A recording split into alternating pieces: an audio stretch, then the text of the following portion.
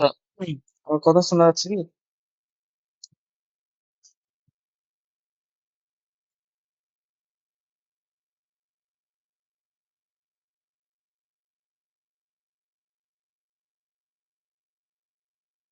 প্রণব,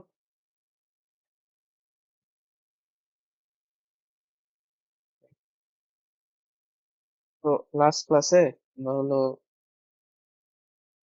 কি করছিলাম? কার্নো ইঞ্জিনের এফিসিয়েন্সি কিভাবে মেজার করতে হয় এমনিতেই কিছু পারতাম না। হচ্ছে রেফ্রিজারেটর, কার্নো রেফ্রিজারেটর বা যে কোনো রেফ্রিজারেটরের ক্ষেত্রে কিভাবে আমরা ওর কোএফিসিয়েন্ট অফ পারফরমেন্স সেটা বের করতে পারি এটা দেখছিলাম, তাই না? তাই বলেছিলাম। তো আজকে তাহলে আমরা নতুন টপিক শুরু করবো একদম, হচ্ছে এন্ট্রপি। ঠিক আছে?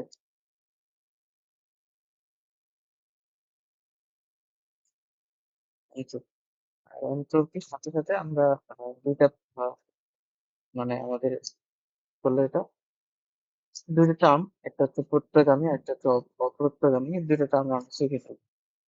তো এন্ট্রপি জিনিসটা কি? এন্ট্রপি হচ্ছে আমরা যখন একদম শুরুর একটা লেকচার ছিল, শুরুর লেকচারে আমরা বলছিলাম যে একটা সিস্টেম যে আছে আমাদের, ওই সিস্টেমের কিছু তাপগতীয় চলক থাকে। যেমন আমরা প্রেসার, একটা সিস্টেম প্রেসার থাকে, চাপ থাকে, আহ, আয়তন থাকে, তারপর কি থাকে, তাপমাত্রা, এগুলো অন্তঃ শক্তি, এগুলো। তো একটা সিস্টেমের এন্ট্রপি ওরকম একটা ধরনের এন্ট্রপি। তো এই এন্ট্রপিটা এটা হচ্ছে ওই একটা প্রাকৃতিক চলক, ওটা একটা সিস্টেমের একটা বৈশিষ্ট্য। তো এন্ট্রপি কি বলতেছে? এন্ট্রপি যেটা তোমাকে মেজার করে দিবে, মানে এটা একটা রাশি মতো চিন্তা করতে পারো। এন্ট্রপি যেটা তোমাকে মেজার করে দিবে কোন একটা সিস্টেমে, যেটা নিয়ে তুমি আসলে কনসার্ন, সেই সিস্টেমটা বিশৃঙ্খলতার পরিমাপ। তো সে কতটা আনঅর্গানাইজড হয়ে আছে ওইটা কি দিবে? বিশৃঙ্খলতার পরিমাপ।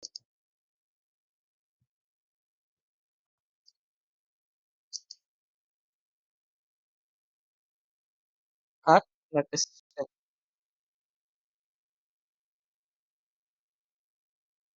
আচ্ছা, সেগুলো ভাঙা ভাঙা আসতেছে। অন্য তোমারও কি তাই নাকি?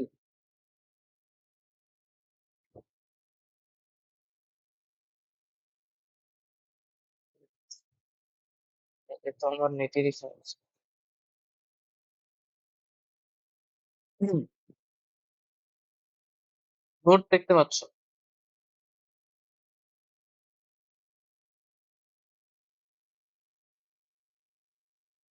বোর্ড দেখা যাচ্ছে কিন্তু শব্দগুলো যাচ্ছে না ভালো মতো। তো কি কারণ হতে পারে? আচ্ছা, দুইজনের সমস্যা, এই যে তার মানে আমার সমস্যা। এখন না আছে তো কি আমি ডিসকানেক্ট করে একবার কানেক্ট করি।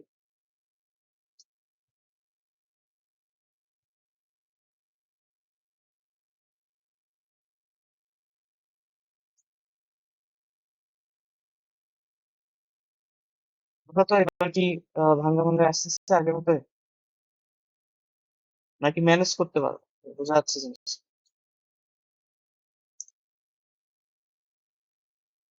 হ্যাঁ,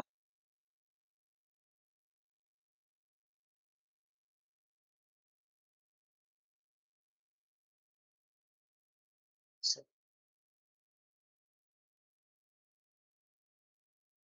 এখন দেখো তো, এখন কি অবস্থা?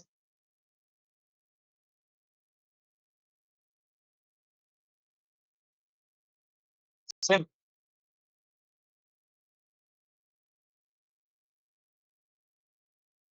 আচ্ছা, ঠিক আছে তাহলে আমি বলি তাহলে। আচ্ছা, তোমার কি ক্লিয়ার শোনা যাচ্ছে ভালো মতো? আচ্ছা, ঠিক আছে। তাহলে আমরা শুরু করি। ওকে, তাহলে ওই যে যেটা বলতেছিলাম, এখন এখন যেটা বলছো ওটা কি রিপিট করতে হবে না বুঝছো? আরেকবার রিপিট করবো? আচ্ছা, তাহলে যেটা বলতেছে যে এনট্রপি হলো কোন একটা সিস্টেমের একটা বৈশিষ্ট্য। যেমন একটা সিস্টেমের তাপ পড়ছো, একটা সিস্টেমের তাপমাত্রা পড়ছো, একটা সিস্টেমের আয়তন পড়ছো, এগুলো যেমন একটা সিস্টেমের অংশ, একটা বৈশিষ্ট্য রাশি, ওরকম এনট্রপিও একটা সিস্টেমের বৈশিষ্ট্য। এনট্রপি দিয়েও তুমি একটা সিস্টেমকে ডিফাইন করতে পারো। ঠিক আছে? তো এনট্রপি যেটা বলতেছে ওটা হচ্ছে কোনো একটা সিস্টেমের বিশৃঙ্খলতার পরিমাপ। কোনো একটা সিস্টেম কতটুকু আনঅর্গানাইজড হয়ে আছে। ঠিক আছে? এটা বলে এনট্রপি। এখন এটা আসলে কি বোঝাচ্ছে? যে ধরে নাও একটা সিস্টেম বিশৃঙ্খল কখন হলো? মানে বিশৃঙ্খল বলতে কি? যে ধরুন আমরা গ্যাসের আমরা তো সব এই অধ্যায়ে তার প্রতিও যে অধ্যায়টা আছে কিনা আমরা সিস্টেম হিসেবে কি নিছিলাম? ওই গ্যাসিয়াস যে আমাদের ফ্লুইড গুলো গ্যাসিয়াস কোনো একটা পদার্থকেই নিছিলাম। একবার চিন্তা করো আমরা ওই যে সিলিন্ডারে কি নিতাম? গ্যাসই তো নিতাম। তাই তো আমরা সিস্টেম বলছি। তো একটা সিস্টেম কখন আনঅর্গানাইজড? গ্যাসের মধ্যে কি আছে? ছোট ছোট গ্যাসের কণিকা আছে।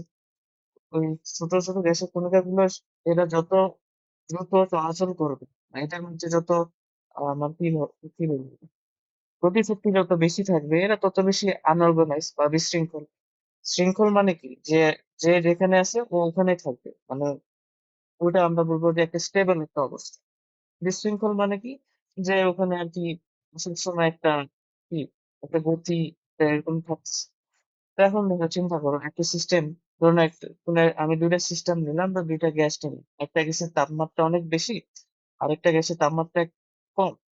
একটা গ্যাসের তাপমাত্রা বেশি, একটা গ্যাসের তাপমাত্রা কম। তাইলে বলো দেখি কোন সিস্টেমে বিশৃঙ্খলতার পরিমাপ বেশি হবে? যে সিস্টেমে তোমার তাপমাত্রাটা কি হবে? বেশি হবে।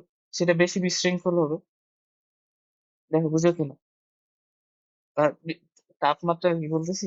যে সিস্টেমে মানে তাপ বেশি হবে। তাপ। জিনিসটা কি বুঝাইতে পারছি? হ্যাঁ, ওরকম আরকি। তো এইটা বলতেছে যে বিশৃঙ্খলতার পরিমাপ। এখন এটা আমরা কিভাবে মেজার করতে পারি? কোন একটা সিস্টেমের এই যে বিশৃঙ্খলতা ওটা আমাদেরকে মেজার করতে হবে। তো এইজন্য আমাদেরকে তাহলে কিছু ডাটা লাগবে। যেগুলোর উপর ভিত্তি করে আমরা বলবো যে হ্যাঁ, এটা সিস্টেমের এনট্রপি এত, ওটা সিস্টেমের এনট্রপি অত। হ্যাঁ?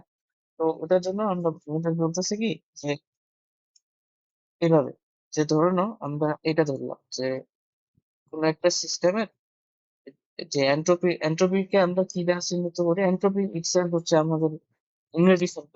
এটার হচ্ছে বাংলা কোনো প্রতিশব্দ নাই। এনট্রপি কে আমরা যে চিহ্নটা দ্বারা প্রকাশ করবো এটা হচ্ছে এস। এস বলতে আমরা বলবো এনট্রপি। তো আমরা চাচ্ছি কোনো একটা সিস্টেমের এনট্রপির পরিবর্তন কত মানে ডিএস কত সেটা বের করতে চাচ্ছি। তো ডিএস মানে হলো কি এনট্রপির পরিবর্তন। মানে ডিএস মানে একটা পরিবর্তন হচ্ছে ছোট একটা পরিবর্তন। ডিএস আমরা এরকম বলতাম না?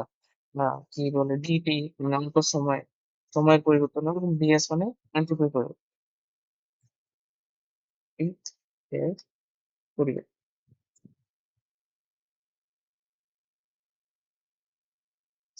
এখন ওরা বলতেছে কি এই যে এনট্রপির যে পরিবর্তনটা এটাকে ডিএস বলা যায় বলে ধরো ডিএসই বললো। এই ডিএসটা তোমার সমানুপাতিক হচ্ছে তাপমাত্রার পরিবর্তনের সময়। তাপমাত্রার পরিবর্তনের সময় অর্থাৎ তাপমাত্রা যতটুকু চেঞ্জ হবে ডিএসটা ঠিক ততটুকু চেঞ্জ হবে এটা। এবং এই ডিএসটা হচ্ছে তাপমাত্রা কেন বলতেছি সরি ভুল বললাম চাপের পরিবর্তনের সময়। তাপের পরিবর্তন সমান না সমানুপাত তাপের পরিবর্তন যত বেশি হবে এনট্রপির পরিবর্তন তত বেশি হবে এটা সমানুপাত। এবং এই ডিএসটা তাপমাত্রার ব্যস্তানুপাতিক। তাপমাত্রার ব্যস্তানুপাতিক এটা বলতেছে অর্থাৎ তাপমাত্রা কি বলে?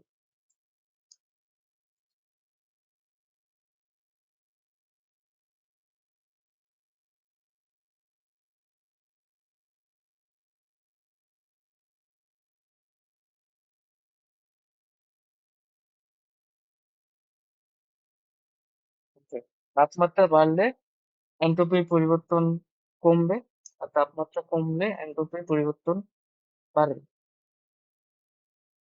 এটা বলতেছে নাকি? আর এটা যে এইচইউ যদি বাড়ে তাহলে এইচইউ যদি বাড়ে তাহলে ডিএসও বাড়বে। আর ডিগ্রি যদি কমে ডিএসও কমবে।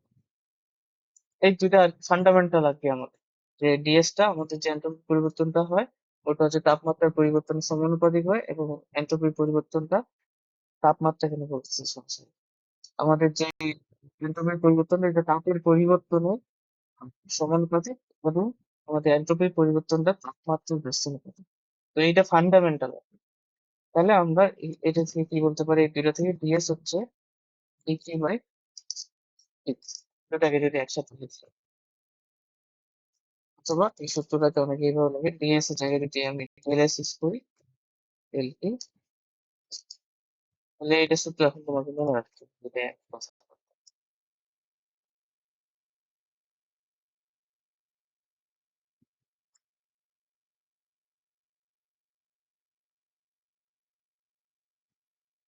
তাহলে এন্ট্রপির পরিবর্তন সেটা হচ্ছে del Q by del T. দেখো আমরা যেরকম যখন অন্তঃস্থ শক্তি পড়তেছিলাম, তখন কিন্তু আমরা অন্তঃস্থ শক্তি বের করতাম না, আমরা অন্তঃস্থ শক্তির পরিমাপটা মেজার করতাম।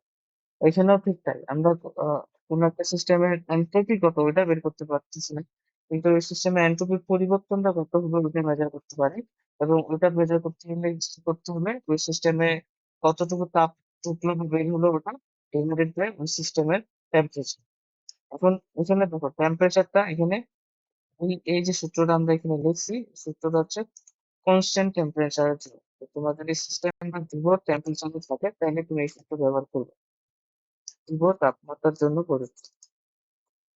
তোমার কাছে যদি একটা সিস্টেম থাকে যেটা তাপমাত্রা ফিক্সড, যেটা রাখছো ওটাই, এবং জাস্ট তুমি ডেল কিউ মানে তাপের আদান প্রদান করতেছো, তাহলে সেক্ষেত্রে তুমি যদি ওইটা এই সিস্টেমের অন বিশৃঙ্খলা আলটিমেট পরিবর্তন হিসাব করতে চাও, তাহলে তোমার এই ক্ষেত্রে যে হিসাব করতে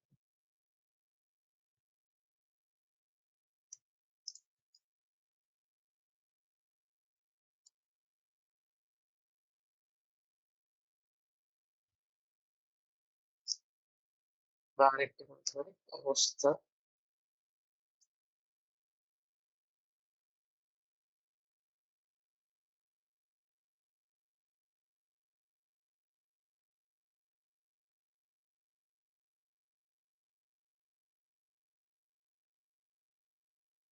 তাহলে মোটামুটি এখন এনট্রপির যে পরিবর্তনটা আছে, এটা তোমাকে এখন এনট্রপির আমাদের এককও পড়তে হবে, এনট্রপির একক কত বা এনট্রপির হচ্ছে মাত্রা কত, এগুলো আসতে পারে। কারণ এটাও একটা রাশি, আমরা যে কোনো যখন ফিজিক্সে আমরা রাশি করি, তখন সেই ফিজিক্সের আমাদের সেই রাশিকে একক করতে হয়, মাত্রা করতে হয়, এরকম এটা আমাদের যেটা একটা নতুন রাশি এনট্রপি, তো এটা আমাদেরকে মাত্রা করতে হবে। ঠিক আছে? তো এনট্রপি হলো কোন একটা সিস্টেমের এনট্রপির পরিবর্তন হলো ডেল কিউ বাই টি। এটা আপাতত মুখস্থ রাখ। এখন এটার একক কি হবে? এনট্রপির একক হবে এই যে এখান থেকে বের করা যায়, ডেল যদি এটা হয় এনট্রপি, এনট্রপির পরিবর্তনের একক যেটা হবে এনট্রপিরও একক সেটাই। যেমন বেগের পরিবর্তন মিটার পার সেকেন্ডেই তো আছে, তাহলে এরকম আর কি, বেগের একক যা বেগের পরিবর্তনের একক তাই হবে, এরকম এনট্রপির পরিবর্তন থেকে আমরা এনট্রপির এককটা বের করতে পারবো। তাহলে এটা হচ্ছে এনট্রপির পরিবর্তন, আমরা জানি ডেল কিউ বাই টি হবে। তো ডেল কিউ মানে ওটা তাপ, তাপের একক আমরা জানি কি জুল, আর তার টেম্পারেচারের একক কি কেলভিন, তাহলে এটা আসছে কি জুল পার কেলভিন। তাহলে এটা হচ্ছে তোমার এনট্রপির একক। তাহলে এনট্রপির একক মানে কেস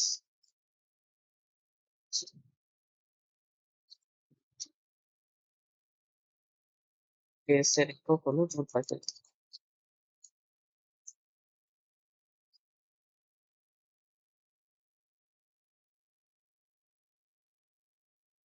কেস এর একক হচ্ছে জুল পার কেলভিন। আমরা হচ্ছে মাত্রাটা হিসাব করতে পারবো না, এখান থেকে মাত্রা কিভাবে হিসাব করবো বলতে পারবো কেউ? মাত্রাটা কেমন হিসাব করা যায়?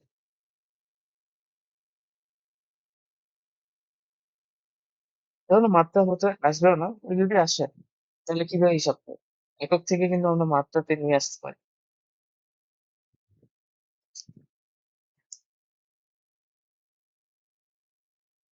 কিভাবে করে বলো তো? জুল পার ক্যালভিন, তাই না? জুলটাকে আমাদেরকে মৌলিক এককে নিয়ে যেতে হবে। জুল মানে কি আমরা নিউটন মিটার, ওই যে এফএস, ডাব্লিউ সমান এফএস, কাজ ইজ ইকুয়াল টু এফ, বল ইন্টু সরণ, ভাগ ক্যালভিন। নিউটনটাকে কি লিখছি? Kg metre per second square, M A, M A, ঠিক আছে, মিটার ভাগ ক্যালভিন। তাহলে আলটিমেটলি কি লেখা যায়? Kg metre square per second square per kg. এটাই হচ্ছে আমাদের এনট্রপির একক যদি বলে রিলেটেড।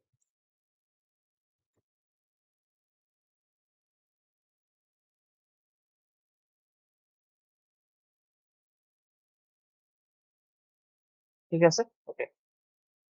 এখন হচ্ছে যে ২ টা কথা আমি বললাম আরকি যে এনট্রপির যে পরিবর্তনটা ওটা কি হয়?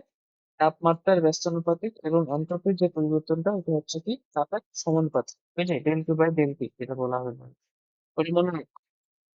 এখন এই যে ডেল এস টা এনট্রপির পরিবর্তন এটা যদি পজিটিভ হয় তাহলে কি হবে? এনট্রপি বাড়বে নাকি কমবে বলো? কমন সেন্স থেকে বলো। হ্যাঁ? ডেল এস টা যদি পজিটিভ হয়, এনট্রপি পরিবর্তন যদি পজিটিভ হয় তাহলে ডেল এনট্রপি সরি হ্যাঁ, এনট্রপি পরিবর্তন যদি পজিটিভ হয় তাহলে এনট্রপি বাড়বে নাকি কমবে এটা বলো।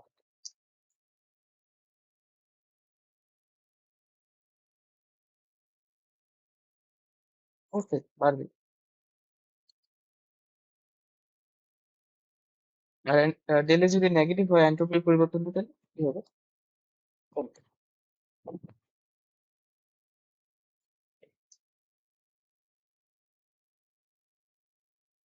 তাহলে হয়ে গেল। এখন হচ্ছে হুম, এনট্রপির যে আমরা পরিবর্তনের হিসাব করলাম, এখন এই যে একটা তুমি রাশি পড়লা, এনট্রপির পরিবর্তন ডেল এস, তো এইটা তোমাকে বিভিন্ন সিচুয়েশনে বের করতে হবে। ঠিক আছে? এখন আমরা কনসেপ্ট কনসেপ্ট বুঝে ফেলছি, এনট্রপির পরিবর্তন একটা ছোটখাটো বুঝে ফেললাম যে এনট্রপি জিনিসটা আসলে কি বলতেছে। এখন আমাদেরকে অঙ্ক করতে হবে। তো অঙ্ক করতে হলে তোমাকে এই এনট্রপির পরিবর্তনটা বিভিন্ন সিচুয়েশনে বের করতে বলবে। ঠিক আছে? তো প্রত্যেকটা সিচুয়েশনের জন্য কতগুলো কেস হবে বা প্রত্যেকটা সিচুয়েশন হবে, প্রত্যেকটা সিচুয়েশনের জন্য তোমার এনট্রপির যে সূত্রটা আছে ওটা একটু চেঞ্জ হবে, স্লাইড চেঞ্জ হবে। ঠিক আছে? এবং প্রত্যেকটা সূত্র তোমাকে ওখানে মুখস্থ রাখতে হবে। তোমাকে খেয়াল রাখতে হবে খালি যে আমাকে কোন সিচুয়েশনে এই এনট্রপির পরিবর্তনটা বের করতে বলছে, তাহলে সেই হিসাবে তোমাকে ওই সূত্রটা অ্যাপ্লাই করতে হবে। ঠিক আছে? তো এই যেমন আমি একটু আগে আমরা যে সূত্রটা পড়লাম del S equal to del Q by P, তখন কি বললাম? এটা ধ্রুব টেম্পারেচারের জন্যই তুমি খেলতে পারো। তখন যদি টেম্পারেচার চেঞ্জ হয়ে যায়, হতেই তো পারে, হতে পারে না? তাহলে তখন কিভাবে এনট্রপির পরিবর্তন হিসাব করবো? এরকম আর কি। তো এই এনট্রপির পরিবর্তনটা আমরা প্রথমে কিভাবে দেখবো, কি কি সিচুয়েশনের জন্য দেখবো? আমরা মোটামুটি প্রথমে যেই সিচুয়েশন গুলো আমরা জানি সেটা হচ্ছে কি, এই যে আমাদের চারটা প্রসেস ছিল, সমচাপীয়, সম-আয়তন, সমস্ত এবং ঊর্ধ্বতাপীয়। ৪ টা প্রক্রিয়ার জন্য এনট্রপির পরিবর্তনটা কিরকম হবে ওটা আমাদেরকে প্রথম দেখতে হবে। ধরুন এই ৪ টা প্রক্রিয়ার মধ্যে দিয়ে যদি কোনো একটা সিস্টেমকে নিয়ে যাওয়া হয়, সেক্ষেত্রে এই সিস্টেমের এনট্রপির পরিবর্তনটা কত হবে ওটা আগে মেজার করে নিই। তারপর বাকি আরো ২ টা সিচুয়েশন থাকে, তারপর ওগুলো আলোচনা করি। মানে ১ম এ ধরে নাও আমরা কোন প্রসেসটা চিন্তা করি, যে ১ম প্রসেসটা যেটা চিন্তা করতে পারি সেটা হচ্ছে সমচাপ, সমচাপ প্রক্রিয়া। যেটা সমচাপ প্রক্রিয়ার ক্ষেত্রে এনট্রপির পরিবর্তনটা কিভাবে কিরকম হবে সিস্টেম সমচাপ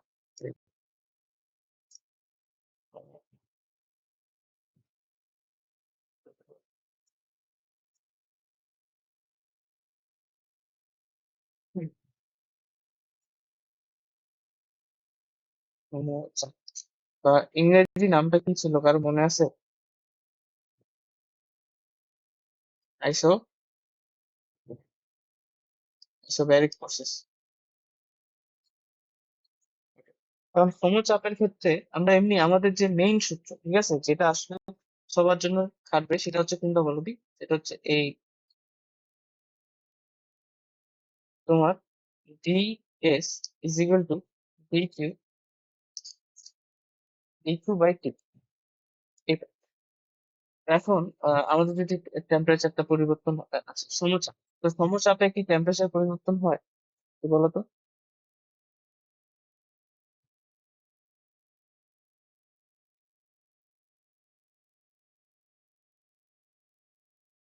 হুম? সমচাপে টেম্পারেচারের পরিবর্তন।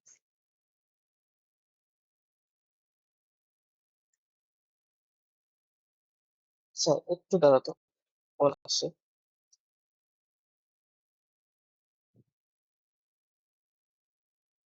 হ্যাঁ, বলো বলো। হ্যাঁ, যে কোনটাতে যে কল দিছো, হ্যাঁ এটাতে আমি পড়াচ্ছি। হবে বাসায় 10 টাকা দিলে হবে, আমি পড়াচ্ছি তো। আচ্ছা, ঠিক আছে। আচ্ছা, ঠিক আছে।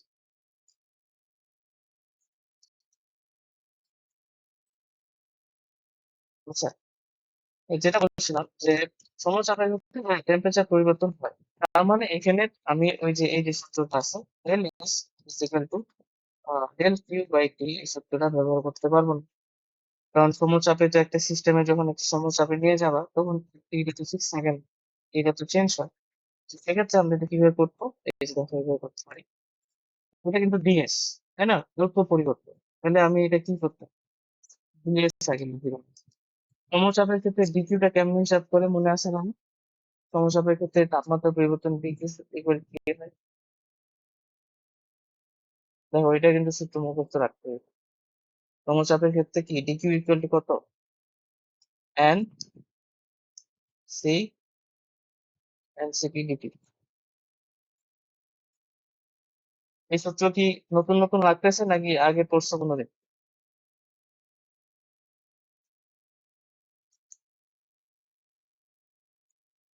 ঠিক আছে, মনে থাকতে হবে। যদি মনে করো যে না এটা তো প্রথম দেখলাম আজকে, তাহলে তো হয়েছে।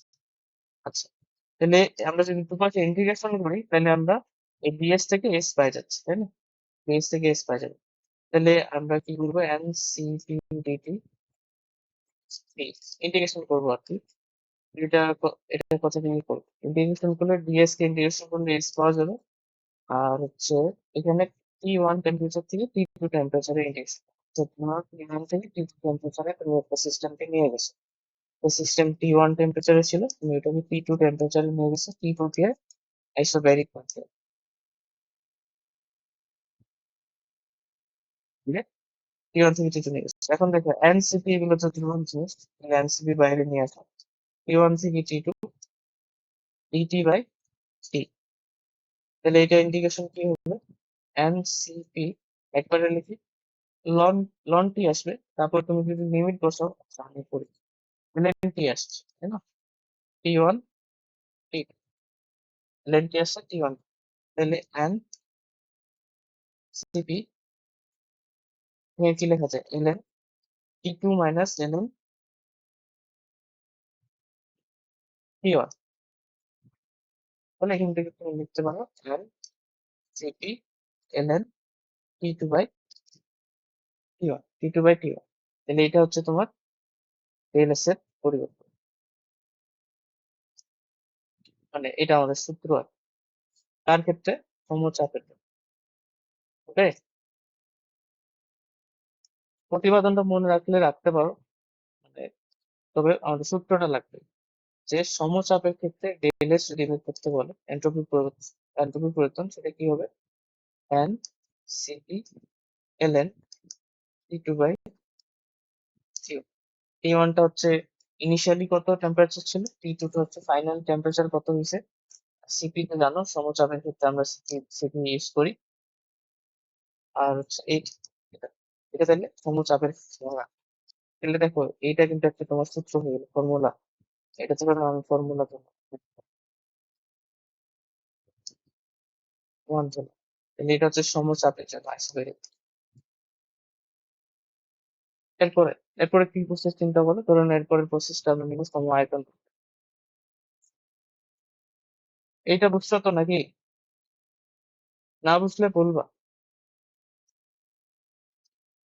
তারপর আইসোকোরিক, আইসোকোরিক মানে সম আয়তন। সম আয়তনে কি টেম্পারেচার চেঞ্জ হয়?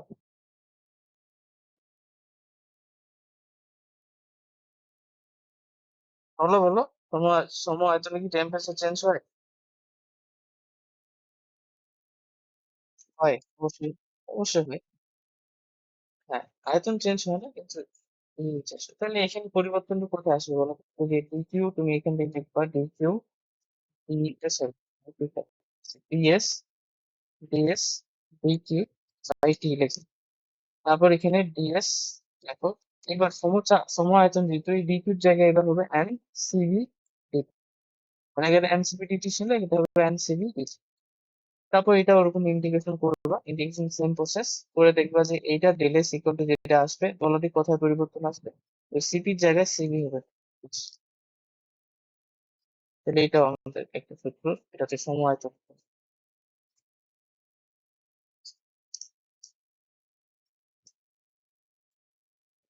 মূলত ফর লেখাই আছে উপরে, ফর হচ্ছে সমআয়তন, এটাই গেল। এরপর আর কি প্রসেস থাকে, আর দুইটা প্রসেস থাকে। একটা হচ্ছে আমাদের সমুষ্ণ, তাহলে আমরা সমস্যাটা করি, যেটা হচ্ছে আমরা আইসোথার্মাল প্রসেস করি, ঠিক আছে, থার্মাল সমান সমান আইসোথার্মাল সমস্যা করি। কি সমস্যা পরীক্ষায় কি টেম্পারেচার চেঞ্জ হয়?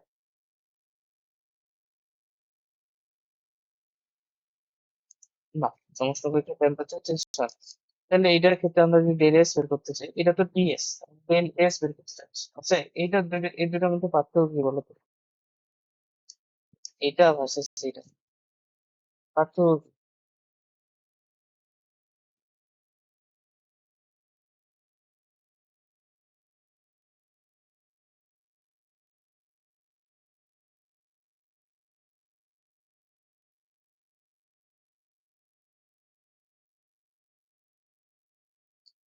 ডিএস টা হচ্ছে, হ্যাঁ, অতি ক্ষুদ্র পরিবর্তন, একদম ওই যে ইন্টিগ্রেশনের যেটা পড়তাম, ওই ক্ষুদ্র পরিবর্তন সেটার ক্ষেত্রে কত ডিএস।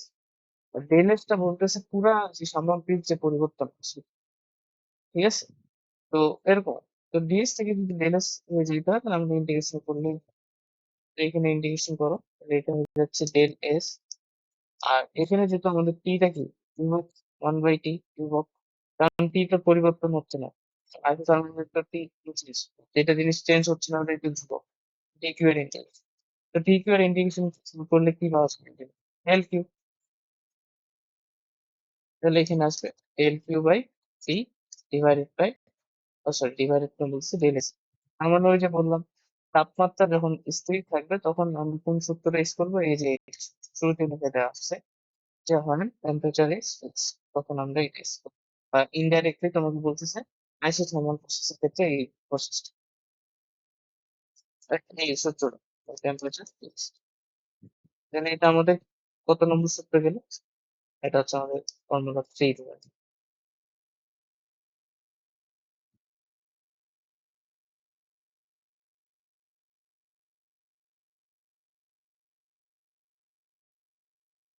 ঠিক আছে, এরপরে আর কে বাকি আছে? রুদ্ধতাপীয়,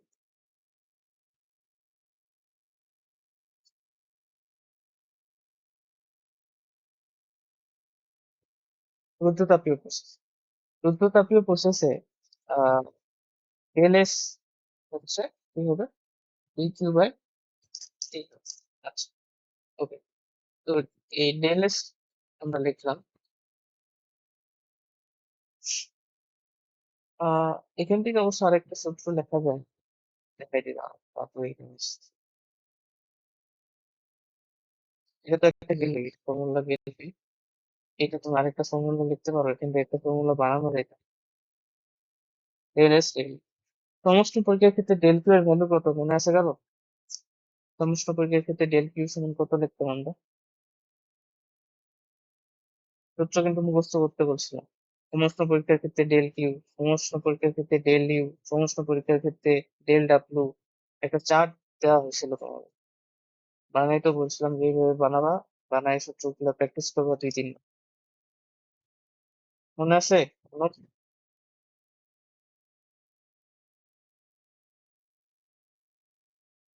অনেক তো স্মৃতি কেমন কথা। তো এটা ছিল N R T L N V two by V one. দেখো সূত্রটা এটা ছিল আর টি, সমস্ত পরীক্ষার ক্ষেত্রে যদি টেম্পারেচার টি হয় এবং তুমি যদি ভি1 থেকে ভি2 আয়তনে নিয়ে যাও তাহলে সেক্ষেত্রে তার তাপমাত্রা পরিবর্তন হচ্ছে NRT L N V two by V one divided by T. তো টি টি কাটালে N R L N V two by V one, এটাই হচ্ছে সমস্ত পরীক্ষার ক্ষেত্রে ডেলিশন। এইটাও একটা সূত্র, ফর্মুলা 3 ফর্মুলা 4 চলে আসছে, তাই না? এগুলো বলতেছিলাম কয়েকটা ফর্মুলা আসবে, এগুলো মনে রাখতে হবে এবং সিচুয়েশন ওয়াইজ খেলতে হবে।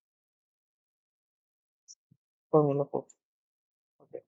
আর লাস্ট একটা যে রুদ্রতাপীয়, রুদ্রতাপীয়তে কি আহ ইয়া কি বলে এই আমাদের এন্ট্রপির পরিবর্তন কত হইতে পারে একটু বলো তো, একটু আইডিয়া করো কত হইতে পারে। জিরো হবে কেন?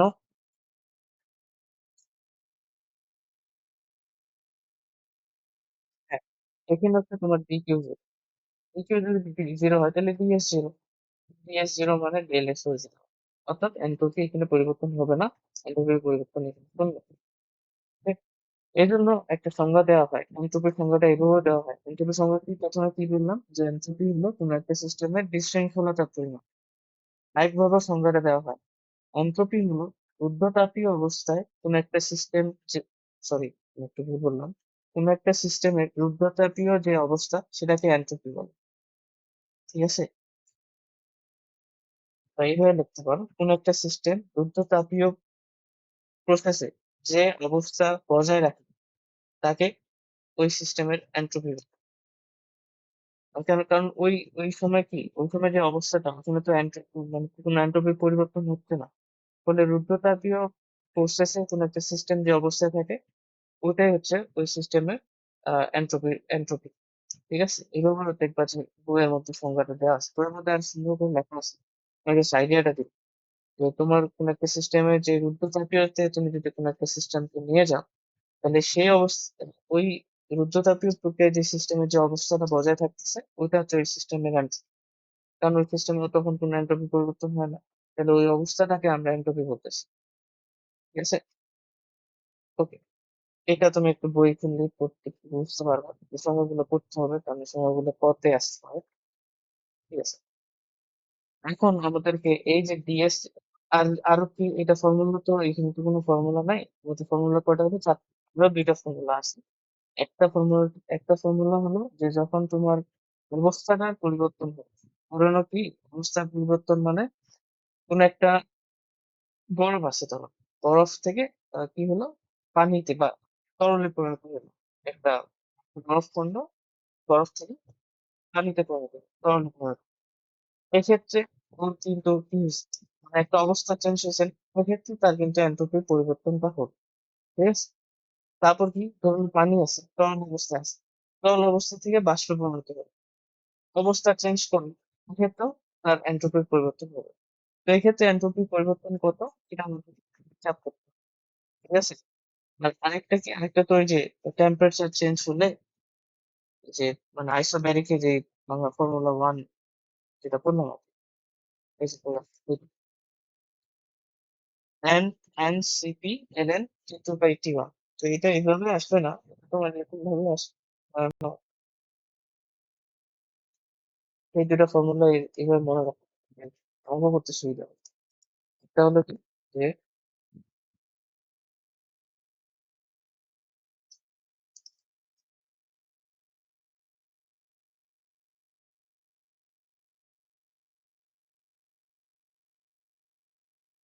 স্থির অবস্থা,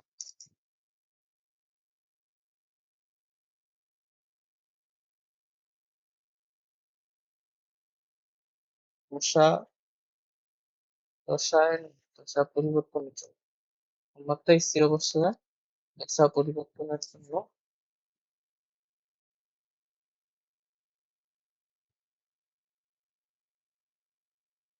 ডেল এস এর মান হবে কি,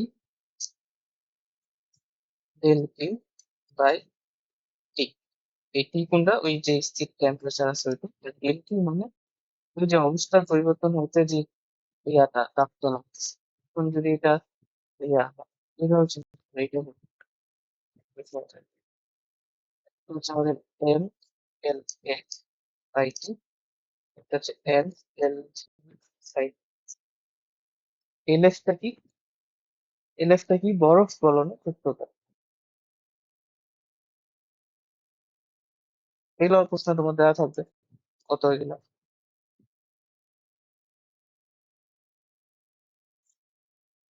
তো তো আর এলভিটা কি, এটা হলো বাষ্পীভবনের এই খবর।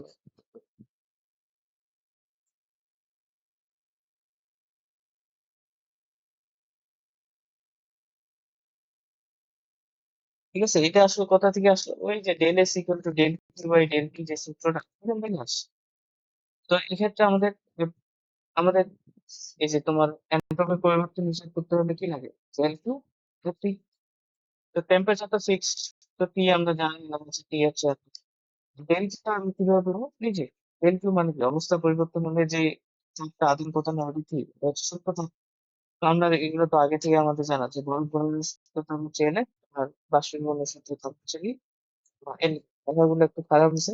তো দেখো আরেকটা কি সূত্র? আরেকটা হলো ধরো তোমার এবার কি হয়েছে যে অবস্থা ঠিক আছে, একই অবস্থা, অবস্থার পরিবর্তন হয়নি। অবস্থা পরিবর্তন বা অবস্থা স্থির অবস্থা, এটা আর কি স্থির অবস্থা মানে পানি আছে পানি গরম আছে বলছি এরকম স্থির অবস্থায়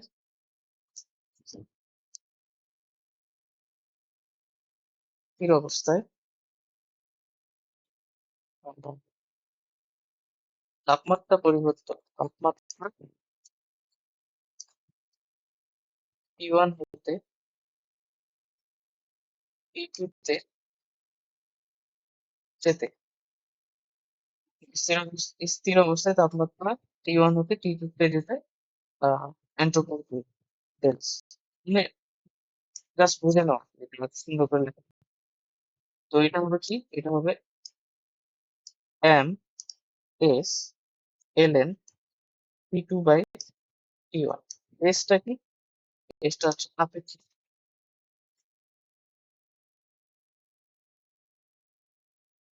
আপেক্ষিক তাপ। ঠিক আছে, অবশ্য কি এই পরের দুইটা সূত্র,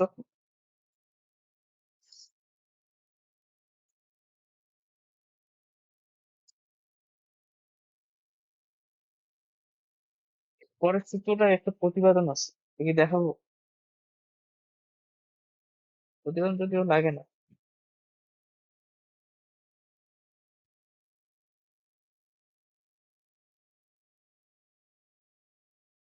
প্রতিপাদনটা হলো ওই একটা সূত্র থেকে আমাদের আসে।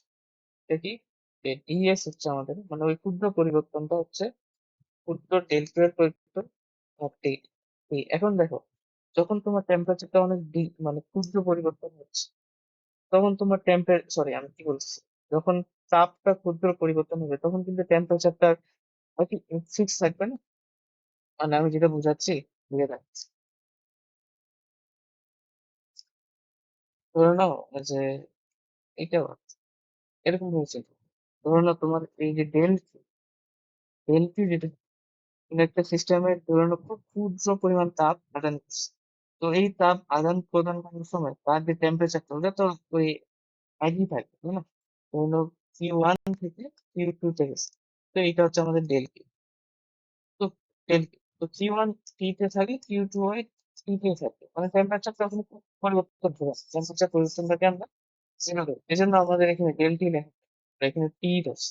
তো আমাদের ওই টি টেম্পারেচারে ডেল কিউ পরিমাণ তাপ সিস্টেমটা নিছে, ফলে ওর ডেল এস পরিমাণ কি হয়েছে এন্ট্রপি পরিবর্তন হচ্ছে।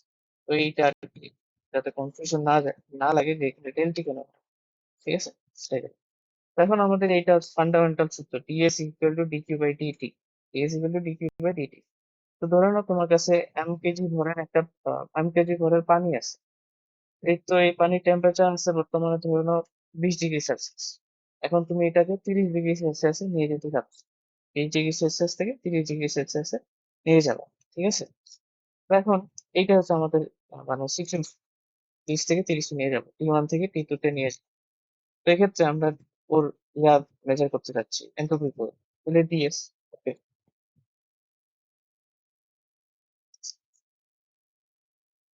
তো ধরুন আমরা পানির আপেক্ষিক তাপ যদি এস হয়, তাহলে পানির আপেক্ষিক তাপ যদি এস হয়, তাহলে ডিকিউ সমান আমরা কি করতে পারি, কি বলতে পারি? এই সূত্রটাকে আমরা পড়ছি এম এস ডেল টি।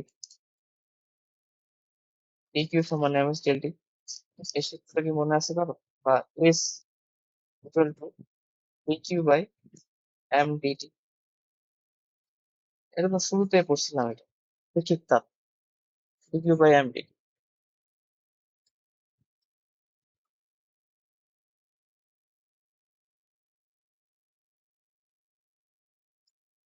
mkg ঘনের বস্তুর তাপমাত্রা যদি তুমি ডেল পি পরিমাণ বৃদ্ধি করতে চাও, এতে করে যদি তার ডেল কিউ পরিমাণ তাপের প্রয়োজন হয়, তাহলে তার আপেক্ষিক তাপ হচ্ছে del Q by M DT.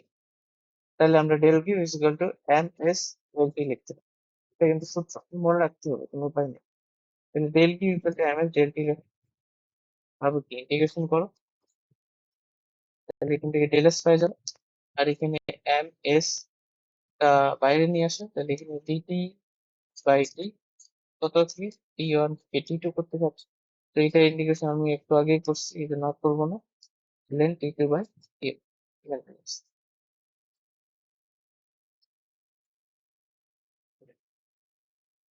ঠিক আছে। তাহলে এই আর কি। তো তাহলে ফর্মুলা গুলো একটু মনে রাখতে হবে।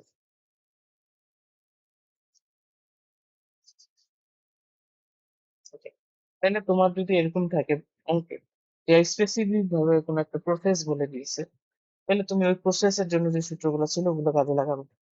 তবে তোমার বেশিরভাগ অঙ্ক দেখবা যে এইটা আর এইটা, এইগুলো এই দুইটা সূত্র দিয়ে বেশি আসবে, এগুলো দিয়েই আসবে। থ্রি স্টার ইম্পর্টেন্স, ঠিক আছে। একটা কি, যে তোমার স্থির অবস্থায় তাপমাত্রা T1 থেকে T2 তে নিয়ে গেছে, সেটা পানি হতে পারে, সেটা বরফ হতে পারে, সেটা even গ্যাস। তোমাকে আপেক্ষিক তাপটা দিয়ে দেওয়া হবে, টেম্পারেচার T1 T2 দিয়ে দেওয়া হবে।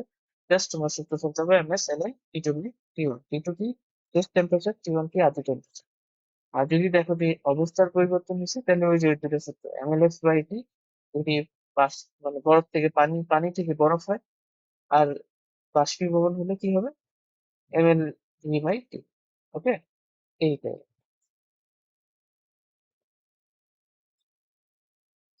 তাহলে মোটামুটি সূত্র পড়া শেষ, এখন হচ্ছে একটা অঙ্ক করি।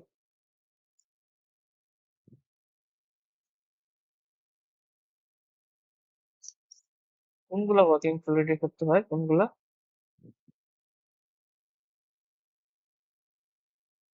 না, এটা জাস্ট তোমার, আমি বললাম না পানি আছে, পানি ধরো তোমাকে প্রশ্ন বলে দিছে আমরা একটা পানি নিছি, এই পানিটা আমি 20 থেকে 30 ডিগ্রি সেলসিয়াসে নিছি।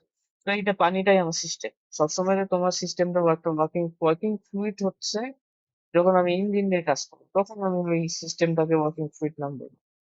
বাকি বাদ দিয়ে আমার সিস্টেমটা হইতে পারে গ্যাস, হতে পারে পানি, হতে পারে যে কোনো কিছু আর কি, যে কোনো কিছু সিস্টেম হতে পারে। ওয়ার্কিং ফ্লুইড শুধুমাত্র কখন বলবো, যখন তোমার হচ্ছে এটা ইঞ্জিন, ইঞ্জিনের ক্ষেত্রে ওই সিস্টেমটার নাম দিচ্ছি আমি ওয়ার্কিং ফ্লুইড, যেটা কাজ করছে। বাকি যে কোনো ক্ষেত্রে এই যে প্রসেস গুলো হচ্ছে, সেটা তো আমি যে কোনো একটা গ্যাসের মধ্যে দিয়ে করাই থাকি। তো ওটাকে ওয়ার্কিং ফ্লুইড বললো না, এটা হচ্ছে আমাদের সিস্টেম বলবো, সিস্টেম। তো সিস্টেমের জন্য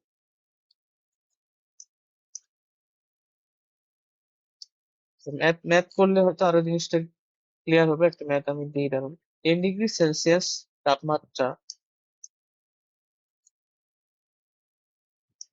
তাপমাত্রা 5 কেজি বরফকে 100 ডিগ্রি সেলসিয়াস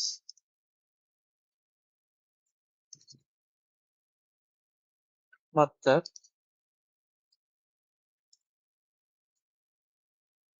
বাষ্পে পরিণত করতে,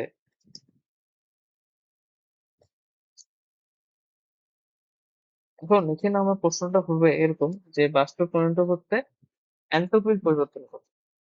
কিন্তু আমি এটা জানি, তোমাকে যদি এই প্রশ্নটা দিই আমি, যে 5 কেজি বরফকে 100 ডিগ্রি সেলসিয়াস তাপমাত্রা বাষ্পীভূত করতে কত তাপ প্রয়োজন, কত তাপ লাগবে, এইটাই তুমি পারবা না। কেন? কারণ তোমার সূত্র মনে নাই, যতদূর আমি জানি। আচ্ছা তাও এটা করতে পারবে অঙ্ক, এটা 9-10 এ ছিল আমাদের, মনে করে দেখো।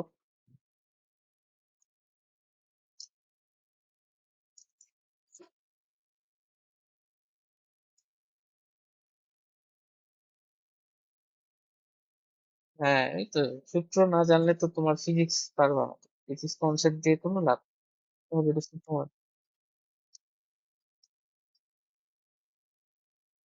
তাহলে সাদা কিভাবে করাইতো এটা, এখানে একটা 10 ডিগ্রি সেলসিয়াস এর বরফ আছে, তাই না? তাপগুলা কি হবে বলো? 10 ডিগ্রি সেলসিয়াস তাপমাত্রার যে বরফটা ওটা প্রথমে কি হবে? ডিগ্রি সেলসিয়াস তাপমাত্রার বরফে পড়ছে। তারপর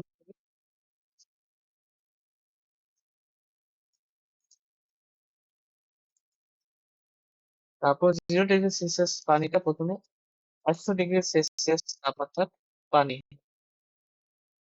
তারপর কি হবে? অবস্থার পরিবর্তন। 100 ডিগ্রি সেলসিয়াস বাষ্প। এটাই তোমার এম। এখান থেকে আমি কোথায় নিয়ে আসছি। আচ্ছা, তুমি কি বুঝতেছো?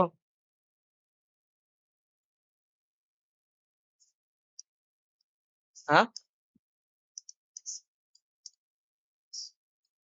ঠিক আছে। এগুলো তো মনে আছে কিনা, নাকি এগুলো নতুন লাগতেছে? এগুলো কি বলতেছে? ওকে, তাইলে আমাদের এই হবে, তাই না? বরফ থেকে প্রথমে -10 ডিগ্রি সেলসিয়াস থেকে 0 ডিগ্রি সেলসিয়াস এর বরফ, 0 ডিগ্রি সেলসিয়াস বরফ থেকে পানি, তারপর পানি থেকে তাপমাত্রা প্রায় 100 ডিগ্রি সেলসিয়াস পানি, তারপর বাষ্প। তো তোমাকে এনট্রপির পরিবর্তন হিসাব করতে হবে আমাকে। এনট্রপির পরিবর্তন হিসাব করবা, ঠিক আছে? তার আগে তো আগে তাপের হিসাবটা তোমাকে যদি কেউ বলে, সেটা সেটা জানতে হবে না? তাপের পরিবর্তনটা জানতে হবে। যদিও এনট্রপির যে সূত্রগুলো আছে ওগুলো দিয়ে ডিরেক্ট অঙ্ক হয়ে যাবে, কিন্তু আমি তাও ধরে নাও এই প্রশ্নটাই দিছি, কত তাপ লাগবে। তো এইটা পারতে হবে না। এনট্রপি এখনই করতেছি, ধরে নাও কত তাপ লাগবে এটা যদি করতে চাই, তাহলে কিভাবে করবো? এই -10 ডিগ্রি সেলসিয়াস বরফ হতে 0 ডিগ্রি সেলসিয়াস বরফ হতে কত তাপ লাগবে বলো তো? তাহলে এইটুকু ধরে নাও Q1 তাপ লাগবে, এইটুকু হচ্ছে Q2, এইটুকু হচ্ছে Q3, আর এটা হচ্ছে কি, Q4। তাহলে আমাদের কিউ নেট, এটা কি হবে? চারটার যোগফল, Q1 যোগ Q2 যোগ Q3 যোগ Q4। এখন Q1 কত হবে? সূত্র জানতে লাগবে তো? সূত্রই তো তোমার মনে, তাই না? ওকে। হ্যাঁ, কি?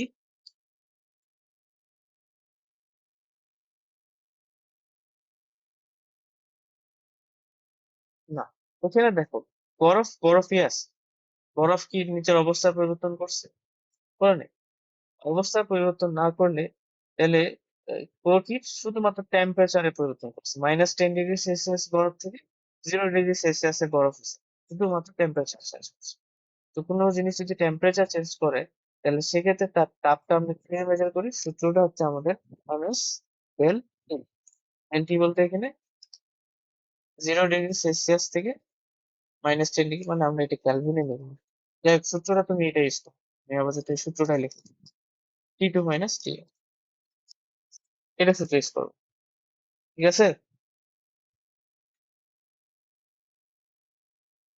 তারপর Q2 কি হচ্ছে? এখানে অবস্থা পরিবর্তন করছে, বরফ পানিতে পরিণত হচ্ছে। তাহলে এই ক্ষেত্রে তোমার ইউজ করতে হবে MLF। এটা এই যে এম এর ভ্যালু 5, টি টু এর ভ্যালু তুমি ক্যালকুলে নিবা, না নিলেও হয়। পরিবর্তন যে কোনো স্কেলে, সেলসিয়াস স্কেলে যেটা হয়, ক্যালভিন স্কেলে তাই তাই হয়। এর ভ্যালু তোমাকে দেওয়া থাকবে অবশ্যই প্রশ্নে, যদিও আমার প্রশ্নে দেওয়া নেই। এম এর ভ্যালু তো তুমি জানো। কিউ থ্রি কি হবে? কিউ থ্রিতে দেখো পানি পানি আছে, অবস্থার পরিবর্তন এখানে হয়নি, এখানে তাপমাত্রা পরিবর্তন হচ্ছে। আর তাপমাত্রা পরিবর্তন হলে তুমি তাপ তাপের হিসাবটা কিভাবে করবা? এম এস, ধরো না এখানে আমরা লিখলাম কি T2 - T1, এখানে আমরা T3/T4 -T4 এমন ভাবে করবো। ওইটাতে দেখো অবস্থা পরিবর্তন হচ্ছে। অবস্থা পরিবর্তন হলে তোমার এখানে ইউজ করতে হবে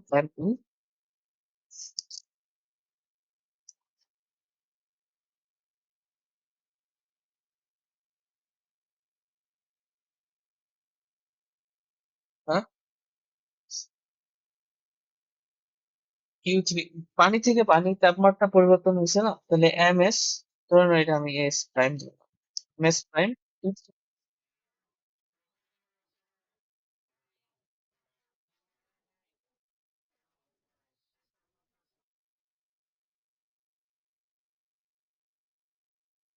আচ্ছা, মানে এগুলো আমি আরবিটারি তোমাকে বোঝানোর জন্য বললাম। তুমি যদি এটা ইয়ে করতে চাও তাহলে লিখতে পারো T2 মাইনাস T1।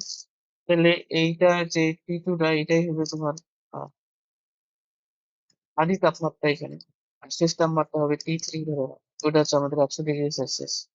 এটাই বলতে চাচ্ছ না?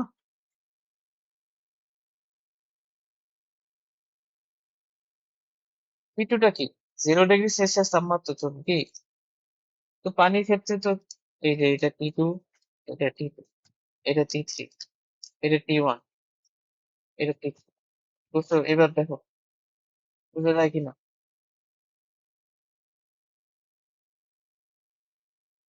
আচ্ছা তুমি কি বুঝছো?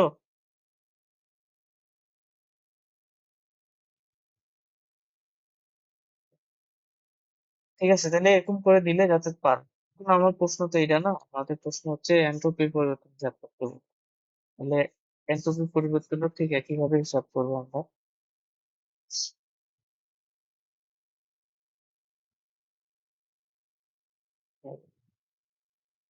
এবার আমরা হিসাব করবো হচ্ছে এন্ট্রপি কত, কত, কত, ডেল এস কত, এটা চাচ্ছি। তাহলে এটা কিভাবে করা যায়?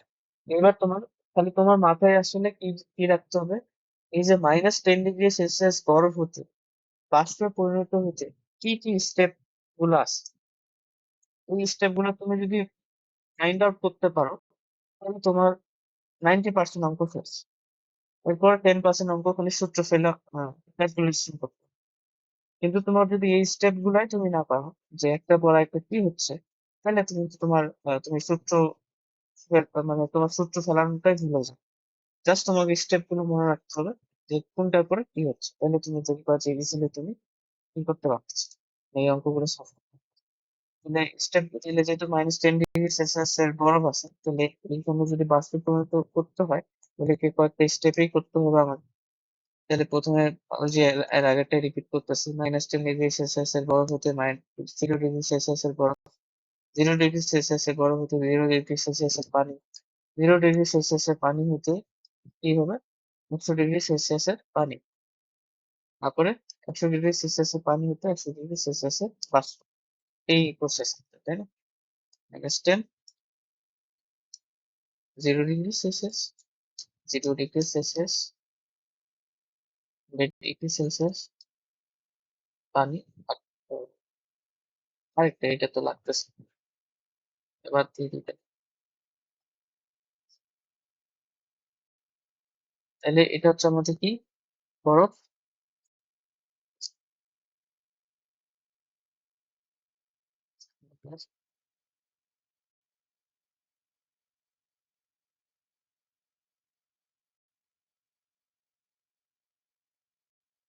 আর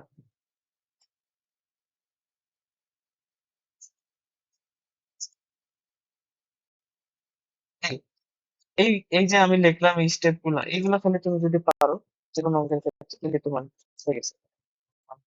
ইজিলি ফিল করতে পারবে না? এইটার জন্য তোমার প্রথমে এইখান থেকে এখানে গেছে, এই স্টেপটার জন্য তোমাকে ডিএস হিসাব করতে হবে। এইটা স্টেপের জন্য, এটা স্টেপের জন্য এবং এটা স্টেপ, তারপর সূত্র যোগ করে দিবা, তাইলে হয়ে যাচ্ছে। তাহলে প্রথমে দেখো তোমাকে ডেল এস বের করতে হবে। তাহলে টোটাল ডেল এসটা হবে, এটার জন্য তুমি S1 ধরবা, এটার জন্য S2, এই স্টেপের জন্য S3, এই স্টেপটার জন্য ধরবা S। তাহলে টোটাল গুলো কি হবে, S1 যোগ S2 যোগ S3 যোগ S। এটাই হচ্ছে তোমার টোটাল ডেল এস। তো S1 টা কি হবে? S1 এ দেখো আমাদের কি হয়েছে? অবস্থা কি পরিবর্তন হয়েছে? না, অবস্থার পরিবর্তন হয়নি, জাস্ট টেম্পারেচারের পরিবর্তন হয়েছে -10 থেকে 0, তাই না? মানে এর আগের মতো এটাকে ধরি আমি T1 টেম্পারেচার, এটা ধরো T2, এটা ধরো T2, এটা ধরো T3, এটা ধরো T3। তাহলে টেম্পারেচার পরিবর্তন হলে ডেন এস এর ভ্যালু আমরা কি পড়ছিলাম? এই যে সূত্রটা কি, এম এস, এটা কিন্তু আপেক্ষিক তাপ, এম এস এন আদি টেম্পারেচার, শেষ টেম্পারেচার ভাগ আদি, যেমন T2/T1। দেখো বুঝো কিনা, এই যে এটাই তো সূত্র ছিল। স্থির অবস্থায়, অবস্থা কোনো চেঞ্জ হয়নি, তাপমাত্রা T1 হতে T2 তে যেতে ডেল এস হচ্ছে M S L N T2/T। ঠিক আছে? যদি তাপমাত্রা স্থির থাকে অবস্থায় তাপমাত্রার স্থির অবস্থা দশা পরিবর্তনের জন্য তুমি এস বের করবা এই সূত্র। ওকে, তাহলে এটা ক্ষেত্রে এটা গেল। এখানে এসটা কার বুঝতে হবে? বরফের আইস দেওয়া থাকবে প্রশ্নে। তারপর এস টু তে দেখো এখানে কি হয়েছে, দশার পরিবর্তন হচ্ছে, বরফ থেকে পানি, টেম্পারেচার কি ফিক্সড আছে, তাহলে এখানে কোন সূত্র বসতে হবে?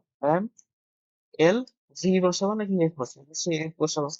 বরফ গরমের সূত্রটা ভাগ টেম্পারেচার এখানে কত হবে বলো তো? টি2, যে টেম্পারেচারে এই অবস্থাটা পরিবর্তন হচ্ছে সেটা 0°C, এটা হচ্ছে টি2 যোগ পানি থেকে পানি। এখানে কি হচ্ছে, পানি থেকে পানি অবস্থা পরিবর্তন মানে টেম্পারেচার চেঞ্জ হচ্ছে, তাহলে এখানে কি হবে? ওয়াটার নিবার এখানে পানির এস, তাহলে T3/T2, আর এখানে কি হবে?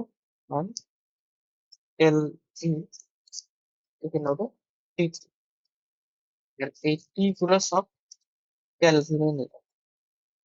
এই আর ম্যাথ করে দিলাম, জিনিসটা বলে দিলাম। বুঝছো গিয়ে অঙ্ক?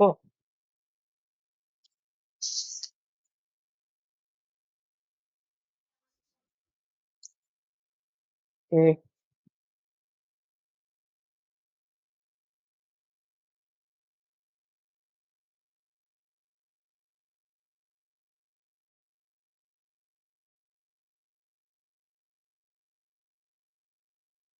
আচ্ছা, এইটা অঙ্ক একটা আছে, এটা তোমরা বাসায় করবা, চেষ্টা করবা।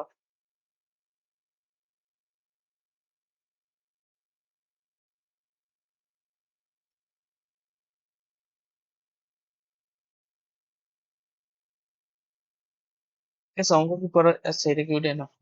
অঙ্ক কি করা যাচ্ছে নাকি? এই যে যেটা অঙ্ক আমি দিচ্ছি ওইটাই আছে আর কি। না একটু চেঞ্জ আছে। -10°C তাপমাত্রা 5 কেজি বরফ থেকে 105°C তাপমাত্রার বাষ্প তৈরি করতে বলছে, যে এন্ট্রপির পরিবর্তন সবই দিয়ে দিচ্ছি, ঠিক আছে? তো এটা তুমি করবা। আচ্ছা,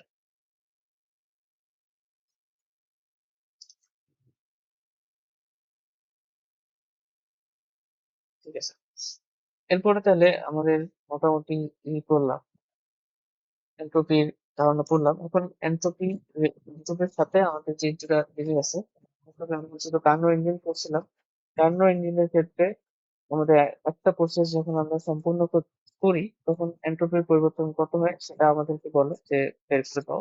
কার্নো ইঞ্জিনের ক্ষেত্রে পুরো একটা সাইকেল যখন সম্পূর্ণ করব তখন এন্ট্রপির পরিবর্তন কত হয় সেটা।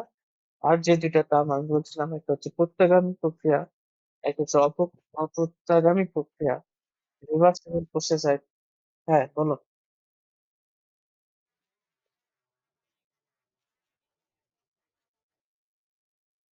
আচ্ছা, আমি বলছিলাম যে ইঞ্জিনের ক্ষেত্রে, কার্নো ইঞ্জিনের ক্ষেত্রে আমরা যে একটা সাইকেল করছিলাম 4টা প্রসেসে, সেক্ষেত্রে এই প্রসেসটা বা একটা সাইকেলের এন্ট্রপির পরিবর্তন কত সেটা তোমাকে জানতে চাই। এবং প্রশ্নটা এটাই বলে যে কার্নো ইঞ্জিনের ক্ষেত্রে এন্ট্রপির পরিবর্তন শূন্য কেন? এটা একটা এটা একটা আমাদেরকে করতে হবে। আরেকটা হলো যে প্রত্যাগামী প্রক্রিয়ার ক্ষেত্রে এন্ট্রপির পরিবর্তন কত হবে, অপ্রত্যাগামী প্রক্রিয়ার ক্ষেত্রে এন্ট্রপির পরিবর্তন কত হবে, এই দুটা জিনিস আমাদেরকে বলে। তো এগুলো এখন আমরা করবো, সমস্যা নেই।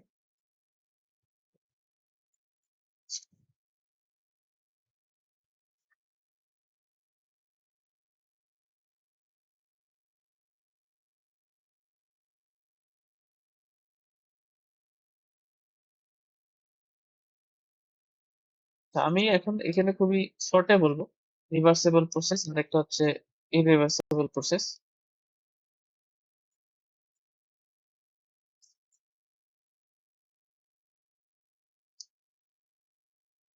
প্রত্যাগামী যে প্রক্রিয়া, আমি যে কোনো প্রক্রিয়া, আমরা তো 4টা প্রক্রিয়া ধরছি, বা এই 4টা প্রক্রিয়া বাদ দিয়ে অন্য যে কোনো প্রক্রিয়ার কথাই চিন্তা করো। মানে প্রক্রিয়া বলতে কি, এমন কিছু করবা যাতে করে তোমার ওই যে সিস্টেমটা আছে ওটার তাপগতীয় চলক গুলা পরিবর্তন হয়। তো তোমার এই প্রসেসটা রিভার্সিবল তখনই বলবে যদি ওই প্রসেসটার ডিএস এর ভ্যালু 0, ঠিক আছে? if ds equal to 0, ঠিক আছে? যেমন কিনা আমাদের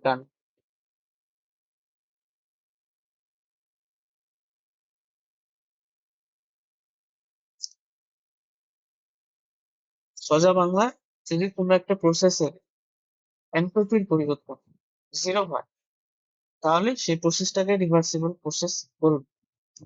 মানে ওইটাকে তুমি কি বলে, মানে তুমি যেটা বইয়ের মধ্যে একটা সংজ্ঞাটা সুন্দরভাবে দেওয়া আছে, এবং মানে বিশ্লেষণ নাই করতে। তবে এটাই ফান্ডামেন্টাল যে যদি তুমি এইভাবে মনে রাখো, বইয়ের মধ্যে একটু পড়ি, সেখানে যেভাবে লেখা আছে ওভাবে করতে হবে। তো রিভার্সিবল প্রসেস এটা যে যদি তুমি একটা সিস্টেমের তোমার পিএসএ ভ্যালু তুমি সিস্টেম তুমি যদি একটা প্রসেস করে তাহলে সেটাকে তুমি বলবো রিভার্সিবল প্রসেস। এটা প্রোগ্রামে প্রক্রিয়া। মানে আমাদের যে কার্নোট ইঞ্জিনটা ছিল না, যেটা আমরা একটা সাইকেল সম্পূর্ণ করতাম, ওখানে কিন্তু আমাদের ডিএস এর ভ্যালুটা 0 আসে। কার্নোট ইঞ্জিনের ক্ষেত্রে 0 আসে। কিভাবে 0 আসে সেগুলো আমি দেখাচ্ছি। তো ওই যে ওটা কিন্তু আমাদের একটা রিভার্সিবল প্রসেস। এজন্য কার্নোট ইঞ্জিনকে আমরা মাঝে মাঝে প্রত্যাগামী ইঞ্জিনও বলি। কারণ ওইটা প্রক্রিয়াটা একটা প্রত্যাগামী প্রক্রিয়া। ঠিক আছে? ইরিভার্সিবল প্রসেস যেটা আরকি, মানে প্রত্যাগামী প্রক্রিয়া। সেখানে তোমার এই যে ডেল এস এর ভ্যালু এটা তুমি 0 পাবা না, এটা তুমি পজিটিভ।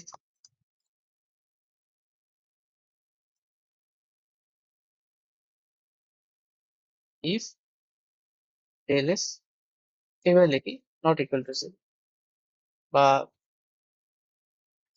ডেল এস যদি পজিটিভ, তাহলে এটা হচ্ছে আমাদের ডেল এস পজিটিভ হলে এটা হচ্ছে ইরিভার্সিবল প্রসেস।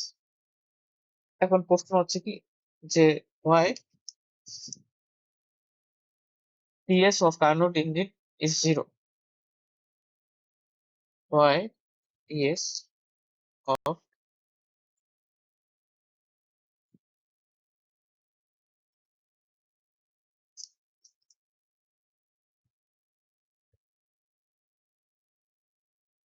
কেন 0 হয়? দেখো কার্নোট ইঞ্জিনের ক্ষেত্রে আমরা কি করছি, একটা সাইকেল যখন সম্পূর্ণ করে কি কি করে, ধর এই জিনিসটা আর কি এটা আমরা প্রথমে এখান থেকে স্টার্ট হতো। দেখো মনে পড়ে কিনা, এ পয়েন্ট ছিল, এ থেকে আমরা প্রথমে কি আসতাম সমষ্ণ প্রক্রিয়া বি তে, বি থেকে রুদ্ধতাপের প্রক্রিয়া সি তে, তারপর আবার সমস্ত সংকোচনের বি তে, তারপর বি থেকে আবার সমস্ত সরি রুদ্ধতাপের সংকোচন করে এ তে। এরকমই হতো, এটাই হতো। আর আমি যদি এই যে প্যারামিটার গুলো লিখি, প্যারামিটার গুলো কিরকম ছিল, যেমন আমি এটাকে ধরলাম টি1, জি1, এর থেকে হয়তো আমাদের টিএইচ থাকতো, এটা কি হতো টি2, টি2, টিএইচ, এটা কি হতো টি3, টি3, টিএল, টি4, টি4, টিএল, এগুলো থাকে। তো এখন দেখো এই যে এর এখানে আমাদের যে কার্নোট ইঞ্জিন আছে, সে কয়টা প্রসেস করে, 4টা প্রসেস করে। এবি মানে ওই ওয়ার্কিং ফ্লুইড, এবার তুমি কথা বলবো ওয়ার্কিং ফ্লুইডে। ওয়ার্কিং ফ্লুইডটার উপর একটা সাইকেল সম্পূর্ণ করতে সে কয়টা প্রসেস সম্পূর্ণ করে, 4। এবি, বিসি, সিডি, ডিএ, এই 4টা প্রসেসের জন্য আমি কি করবো, আহ এনট্রপি পরিবর্তনটা এখন হিসাব করবো। তাইলে আমরা কার্নোট ইঞ্জিনের জন্য এই এনট্রপি পরিবর্তন বের করতে পারি। তুমি প্রথম process del S A B, মানে এবি প্রসেসের জন্য ডেল এস কি হবে? এখন এবি প্রসেসটা কি বলতো, এবি প্রসেসটা কি, এবি প্রসেসটা হচ্ছে সমষ্ণ সম্প্রসারণ। তো সমষ্ণ প্রক্রিয়ায় ডেল এস এর ভ্যালু সূত্র আছে যে নতুন দেখলা এই জন্য মনে হয় হয়তো ওটা ছিল এরকম, N R L N V two by V. ঠিক আছে, সমস্ত পরীক্ষার জন্য টেলিসিম হলো আমাদের এনআর এল ভিডিও, এটা সূত্রটা আছে, আজকে আমি লিখে দিয়েছিলাম, পরে দেখলে দেখতে পাবো। তারপর প্রসেসটা কি ছিল, রুদ্ধতাপে, রুদ্ধতাপে হচ্ছে ডেলস কি আসবে, যে তারপর এস টিডি প্রসেস, টিডি প্রসেসের ক্ষেত্রে আমি কি লিখবো, N R L N V four by V three. এখন তোমরা একটু মনে করে দেখো, এটাকে আমরা minus N R L N V two by V one লিখতে পারতাম, এর আগের দিনে এটা আমি করছিলাম। আর কি ডেল এস টি এ, এটা রুদ্রতাপীয়, এখানে জিরো আছে। তো আলটিমেটলি যদি সবগুলো যোগ করো del S AB plus del S BC plus del S CD plus del S DA, এটা তোমার দেখতে পাচ্ছে জিরো আসছে। হ্যাঁ, তো আমরা বলবো যে তুমি যদি জাস্ট এগুলো লিখে দাও তাহলেই হয়ে যাচ্ছে, তোমার প্রশ্নের উত্তর হয়ে যাবে। ঠিক আছে, কার্নোট ইঞ্জিনের ক্ষেত্রে ওটা একটা মানে এন্ট্রপির পরিবর্তনটা কত হয় একটা সাইকেলে 0। বুঝতে পারছো?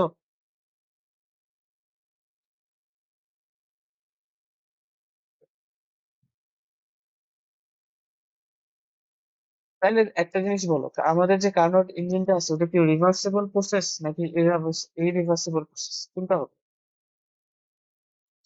আমি বলে, হ্যাঁ বলেই দিলাম রিভার্সিবল। এখন আমরা একটা ইম্পর্টেন্ট গ্রাফ দেখবো, সুন্দর একটা গ্রাফ। হচ্ছে এরকম,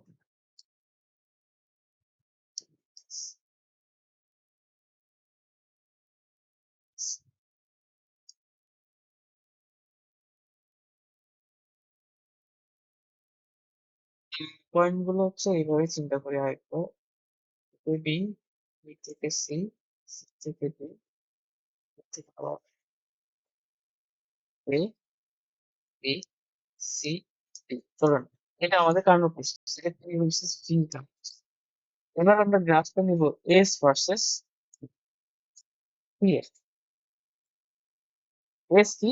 এস হচ্ছে আমাদের এন্ট্রপি আর টি হচ্ছে আমাদের temperature.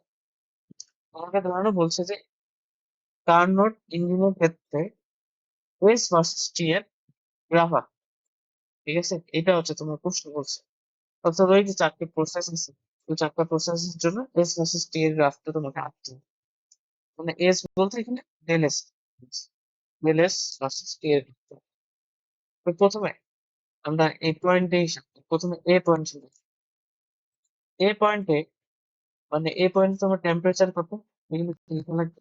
T1 V1 TH, T2 V2 TH, T3 T3 TL, T4 ও TL। তো ধরে নাও এইটা আমাদের TH টেম্পারেচার আর এটা হচ্ছে আমাদের TL টেম্পারেচার। তো TH টেম্পারেচারে আমরা ধরে নিলাম কি যে আমাদের এই পয়েন্টে, এই যেটা এ পয়েন্ট, এটাকে আমরা এ পয়েন্ট, ঠিক আছে, যে এস ভার্সেস টি গ্রাফে এইটা হচ্ছে আমাদের এ পয়েন্ট। আমরা টিএস টেম্পারেচার, এই যে টিএস টেম্পারেচার, এটা তো একটা মানে স্টেট, স্টেটে এই স্টেটের যে টেম্পারেচার থাকে সেটাকে আমি পেলাম, মানে এই পয়েন্টটা ধরলাম, এই পয়েন্টেই তো ওইটা থাকবে। তো আমি এই পয়েন্টে না নিলাম আর কি, আমি জেনারেলি নিলাম। তো এ থেকে বিতে গেছে, এ থেকে বিতে গেছে, তাহলে এখানে তোমার এন্ট্রপির কি পরিবর্তন হয়েছে এ থেকে বিতে?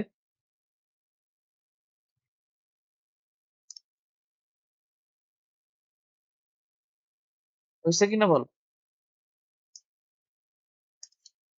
জিনিসটা কি বুঝতে পারছো আমি কি যেটা বুঝাইতে চাইলাম বা যেটা বুঝাইতে চাচ্ছি আর কি?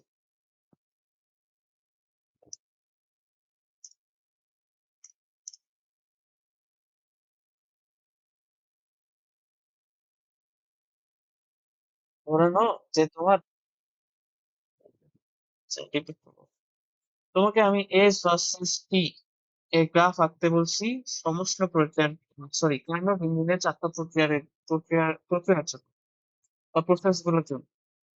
তো তুমি এস ভার্সেস টি নিলা, তাহলে এস এ হচ্ছে তোমার কি বসবে, মানে ওয়াই অক্ষে বসবে এস এর ভ্যালু আর এক্স অ্যাক্সিসে বসবে টি এর ভ্যালু। তো তুমি টিএস টেম্পারেচার ধরলো, ওইটা ধরলো যেটা আমি ধরছি, আর টিএল ধরলো ওইটা, এটা এখানে ধরা হচ্ছে। তো টিএস টেম্পারেচারে মানে এই পয়েন্টে যখন তোমার ওয়ার্কিং ফ্লুইডটা আসে, এ পয়েন্ট বলতে এ অবস্থা, এ এ একটা পয়েন্ট মানে কি পি ভার্সেস ভি গ্রাফের প্রত্যেকটা পয়েন্ট একটা দশা নির্দেশ করে। এটা কিন্তু একটু মনে রাখবে, পি ভার্সেস ভি গ্রাফের প্রত্যেকটা পয়েন্ট একটা দশা নির্দেশ করছে।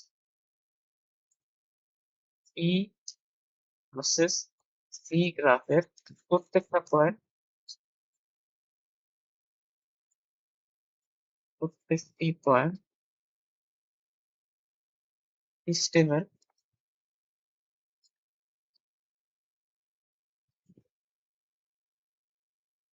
দশা নির্দেশ করে। মানে সিস্টেমটা কোন দশায় আছে, কোন দশা বলতে তার প্রেসার কত, তার টেম্পারেচার কত, তার বাকি যে ইয়াগুলো আছে ওগুলো কত, ঠিক আছে?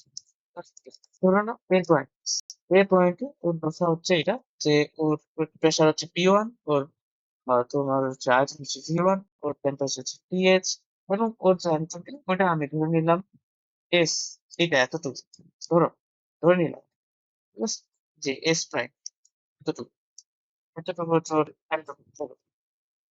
বুঝতে পারছো? তাহলে আপনার পয়েন্টটা কোথায় হবে? এই পয়েন্টে কোথাও, এখানে কোথাও হবে, ওকে? মানে আমরা ধরে নিচ্ছি যে এ পয়েন্ট TH টেম্পারেচারে এ পয়েন্টে ওর এনট্রপির ভ্যালু এস প্রাইম, সেটা হচ্ছে এতটুকু। তাহলে আমাদের এই পয়েন্টটা আমরা কোথায় পাবো? ঠিক এই পয়েন্টটা আমি এখানে নোট করছি, সেই পয়েন্ট। তো কি বোঝা গেছে?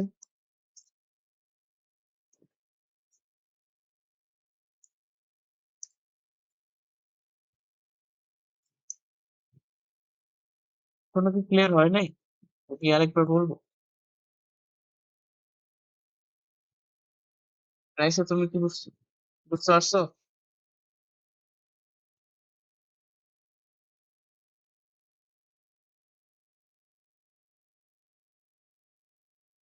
হ্যালো?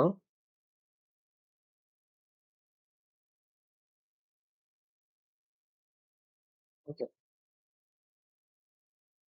যেটা আমি বলছিলাম যে এ একটা দশা হবে না, এ পয়েন্ট, আমি কি বললাম, পি ভার্সেস জি গ্রাফের প্রত্যেকটি পয়েন্ট সিস্টেমের দশা নির্দেশ করে। সিস্টেমের দশা বলতে কি, ওই সিস্টেমটার চাপ কত, ওই সিস্টেমটার আয়তন কত, ওই সিস্টেমটার টেম্পারেচার কত, এবং ওই সিস্টেমটার এন্ট্রপি কত। তাহলে আমি যখন এস ভার্সেস টি গ্রাফ নিছি, আমি এ পয়েন্টকে এখানে ডিনোট করব এস ভার্সেস টি গ্রাফ। তাহলে এ পয়েন্টে ওই সিস্টেমটার টেম্পারেচার কত ওইটা নিতে হবে, এবং এ পয়েন্টে ওই সিস্টেমটার এন্ট্রপি কত ওইটা নিতে হবে। তো এ পয়েন্টে ওই সিস্টেমটার টেম্পারেচার হচ্ছে টিএইচ। তাহলে আমি এই এক্স অ্যাক্সিস বরাবর টিএইচ নিলাম এতটুকু।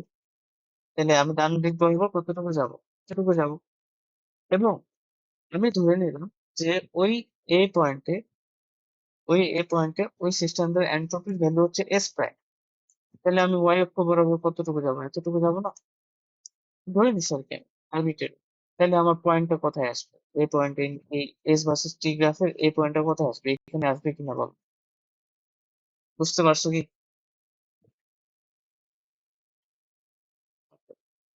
ঠিক আছে, তাহলে আমার এই পয়েন্টটা হলো এস ভার্সেস টি গ্রাফের এই পয়েন্টটা এখানে আসছে। কিভাবে আসছে আমি যথেষ্ট এক্সপ্লেন করছি। তারপর হচ্ছে এখন কি হয়েছে, এ থেকে বি তে গেছে, সমস্ত প্রসারণ হয়েছে, এন্ট্রপির পরিবর্তন এখানে কিন্তু হবে, কারণ এখানে টেম্পারেচার নেই। এখন টেম্পারেচারটা কি পজিটিভ হবে কিনা, হয় কিনা? অবশ্যই পজিটিভ হবে, সমস্ত প্রসারণ হয়েছে, আমার টেম্পারেচারটা পজিটিভ। টেম্পারেচার যদি পজিটিভ হয়, মানে ডেল এস এর ভ্যালুটাও পজিটিভ হবে স্বাভাবিকভাবে, কারণ ডেল এস হচ্ছে del T by del T, মানে তুমি ধরো, তাহলে ডেল এস টা বাড়ে। তাহলে ডেল এস এ পয়েন্টে এটা এত, এখন ডেল এস যদি বাড়ে তাহলে এ থেকে টেম্পারেচার কি আগেরটাই আছে, তাই না? ডেল এস টা ধরো না এতটুকু এখানে, ঠিক আছে? এখন তাহলে এই পয়েন্টটা হচ্ছে আমাদের কি অলরেডি বি পয়েন্ট, ওকে? এস ভার্সেস টি গ্রাফের বি পয়েন্টটা হলো এইটা। আশা করি বুঝতে পারছি। এরপর দেখো বি থেকে সি তে গেছে, বি থেকে সি, সি তে গেছে, টেম্পারেচার কিন্তু এবার চেঞ্জ হয়েছে, টেম্পারেচার কত হয়েছে? টি এল। এখন দেখো বি থেকে সি তে কিন্তু ডেল এস এর ভ্যালু কি চেঞ্জ হয়েছে? ডেল এস এর ভ্যালু চেঞ্জ হয়। তাহলে আমি কি বলতে পারি যে আমাদের যে সি পয়েন্ট ওটা আসলে কোথায়? ওদের ডেল এস একই থাকবে, এবং ওইটা আসলে এইখানে। অর্থাৎ তোমরা দেখো ডেল এস এর ভ্যালুটা ঠিক একই আছে, ডেল এস এর ভ্যালু হচ্ছে এতটুকুই, কিন্তু টেম্পারেচারটা কিন্তু কমে গেছে, টেম্পারেচারটা হয়ে গেছে টিএল। তাহলে এটা হচ্ছে আমাদের সি পয়েন্ট, ওকে? তারপর দেখো সি থেকে ডি তে আসছে, সি থেকে ডি তে আসার সময় টেম্পারেচার কি চেঞ্জ হয়েছে? না। এন্ট্রপি কি চেঞ্জ হয়েছে? না। আসলে টেম্পারেচার কি হয়েছে? এখানে কিন্তু টেম্পারেচার আমরা সিস্টেম থেকে নিছিলাম, ওয়াও টেম্পারেচারটা দিচ্ছে, মানে ডিগ্রিটা কি হিসেবে দেবে, নেগেটিভ। তার মানে ডেলিস তো এখানে কি হবে, নেগেটিভ। তো এই ক্ষেত্রে ডেলিস এর ভ্যালুটা কমে যাবে। তো এটা যেটা হবে, এটা আসবে এইটা,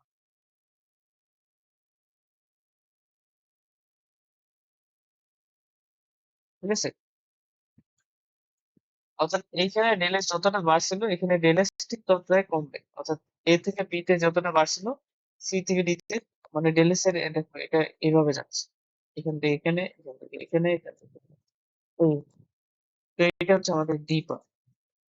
এবার বি থেকে এ তে কি টেম্পারেচার চেঞ্জ হচ্ছে? হ্যাঁ, টেম্পারেচার চেঞ্জ হচ্ছে। এন্ট্রপি কি চেঞ্জ হচ্ছে? না, কারণ এটা রুদ্রতাপীয় প্রসেস। টেম্পারেচার চেঞ্জ হলে আমাদের পয়েন্টটা আবার এতেই ফিরে আসছে। তো দেখো, শুরুটা কোথা থেকে ছিল? এ থেকে। প্রসেস গুলো করার পর এরপর আবার কোথা ফিরে আসছো? এতে।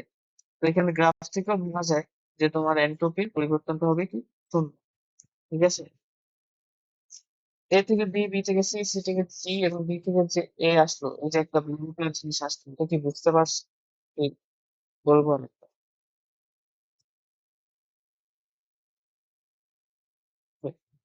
এটা তোমার যদি একটু স্থানাঙ্ক জ্যামিতি ভালো করে পড়তো তাহলে তুমি ইজিলি বুঝতে পারতো। কিন্তু আর কিছু, জাস্ট একটা মান ফিক্স থাকতেছে, আরেকটা বাড়তেছে। এবং সেটা তুমি এই যে ডান পাশের রাস্তা দেখে বুঝতে পারতেছো, ঠিক আছে।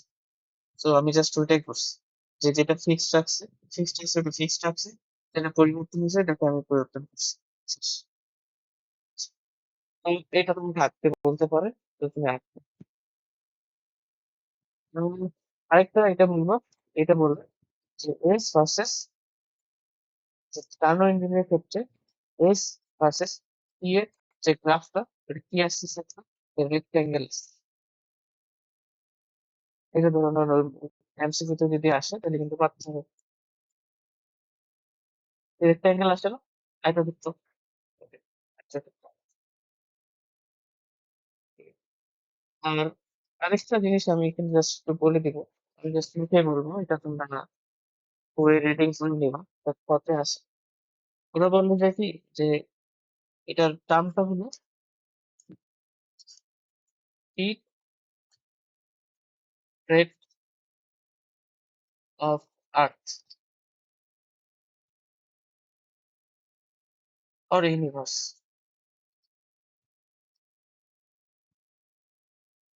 একটা মানে আইডিয়া, যে আইডিয়াটা বলতেছে যে এই পুরো পৃথিবী বা পুরো ইউনিভার্স এনট্রপি যেটা, ওটা প্রতিনিয়ত বাড়ছে, ঠিক আছে। এনট্রপি প্রতিনিয়ত বাড়ছে। তো এই তুমি তুমি চিন্তা করো, আমাদের তুমি আশপাশে তাকালে চিন্তা করবা যে যতগুলা কিছু হচ্ছে, যে কাজই হচ্ছে, সবগুলো হচ্ছে ইররিভার্সিবল। মানে ওগুলো আরেকবার পরিবর্তন করার, মানে আরেকবার ফিরিয়ে আনা যায়, সবগুলো ইররিভার্সিবল প্রসেস। ম্যাক্সিমাম। তো আমাদের এই যতগুলো তুমি আশপাশে ঘটনা ঘটছে দেখবা, যতগুলো তুমি আশপাশে পরিবর্তন দেখবা, সবগুলো ওই প্রত্যাগামী প্রক্রিয়া বা ইরিভার্সিবল প্রসেস। এখন যদি প্রসেসটা ইরিভার্সিবল হয়, তাহলে ডিএস টা কি হবে? পজিটিভ। এখন যদি ডিএস টা পজিটিভ হয়, তাহলে ডিকিউ টা পজিটিভ বলতে পারি, কারণ ডিএস সমান ডিকিউ বাই ডি, ঠিক, তাই না? তো এখন যদি আমরা আমরা দেখতেছি সবকিছু হচ্ছে অপরিবর্তনীয়, সবকিছু অপরিবর্তনীয়, মানে আমাদের বিশৃঙ্খলতার পরিমাণ হচ্ছে পজিটিভ, তার মানে প্রতিনিয়ত সবকিছু বিশৃঙ্খলার দিকে আগাচ্ছে। এবং আমাদের তার মানে টেম্পারেচারটা কি বলতে পারি, মানে টেম্পারেচারটা প্রতিনিয়ত বাড়ছে, বা টেম্পারেচার বলতেছে কি তাপ প্রতিনিয়ত বাড়তেছে। তো এইরকম একটা কনসেপ্ট আমার মাথায় আসে হয়তো, তুমি একটু রিডিং করবো। যদি না বুঝে পাও তাহলে আমাকে কালকে বলবো। হ্যাঁ,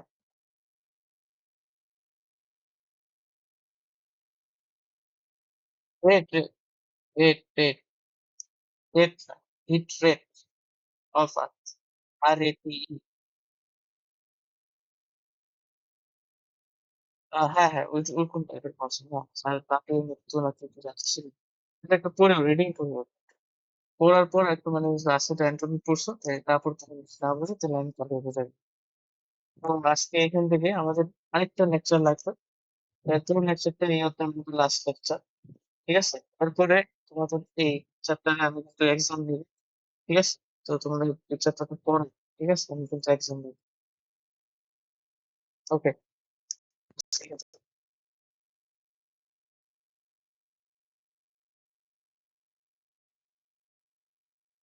হ্যাঁ, বলো।